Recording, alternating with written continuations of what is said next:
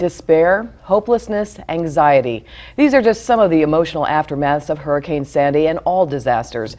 Now, to talk about the emotional toll of surviving a catastrophe is Dr. Steve Margeotes. He's the executive director of Main Street Counseling in New Jersey, and you were right in the middle of one of the hardest hit areas. We were talking about that earlier. Always good to see you. Thank you. Let's talk about the emotional toll that this storm has taken on folks. Talk to me about some of the signs and symptoms. Fear, as you mentioned, helplessness, powerlessness. It's surreal what you're going through. And you feel that you can't control what has occurred to you. You know, water coming in, water rushing out, loss of power, loss of food. It's loss of belongings. Loss of belongings. Loss of normalcy. Yes, absolutely. Let's talk about some of the different groups. We saw so many elderly people taken out, and they were almost cut off from the world.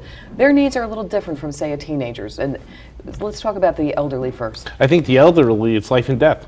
I think there's physical limitations. I think they also draw back on their own life. I think for the elderly, they think of their depression in the war and some of the experiences they've been through, and it conjures up those previous traumas that they've had to go through. So for them, I think it's even more frightening because there's also more limitations. And what about teenagers? They don't necessarily have the same coping mechanisms as, say, an adult does. So what do we do for the teens right now? And there's, incidentally, for our viewers overseas, there's tens of thousands of kids that have lost their homes. Yes, and I think for kids, I think what's difficult is that they don't have the coping mechanisms yet that adults do. So this is just such a bombardment to their emotions to have to experience this, not only for them, but also for their families. So what should we do right now? Not only folks in the tri-state area, but anywhere where there's been a disaster. What do? Come together? Do you volunteer? Do you seek counseling? What's your recommendation? All those are great solutions, and I think the key under all that is you got to stay active. I think the worst thing is just to be with your thoughts, okay, and increase that anxiety and that stress. Interacting with other people is very helpful because it validates your experience with what they've been through and what you've been through. I've often read that people can often get angry, and that actually is not an emotion. It's actually fear, or I mean, so we do see people getting more angry, and I guess that's one sign as well. They're getting angry because they're trying to make sense of this. Who do I blame? How did this happen? How did this happen to me? Whether it's power companies, whether it's your local town, but you're trying to make sense out of it. So anger is a big part of it because there isn't an immediate solution. These things go on for days and weeks at times. So let's just say we notice somebody that might not be acting like themselves. They're a little bit depressed. They're maybe a little bit edgy, a little angry.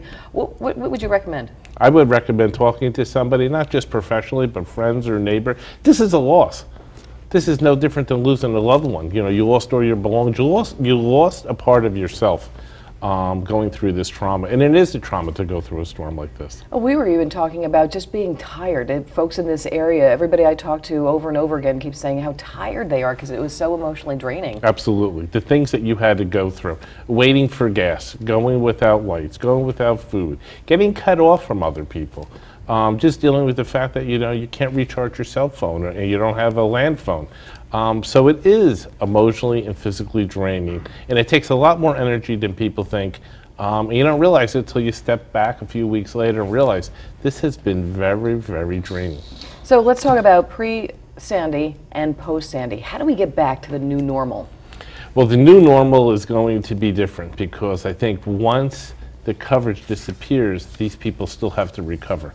Okay, when it's not news per se, but this is a trauma that's always going to be part of their permanent life, and there's going to be different triggers which reminds them the next storm, the next association with that area.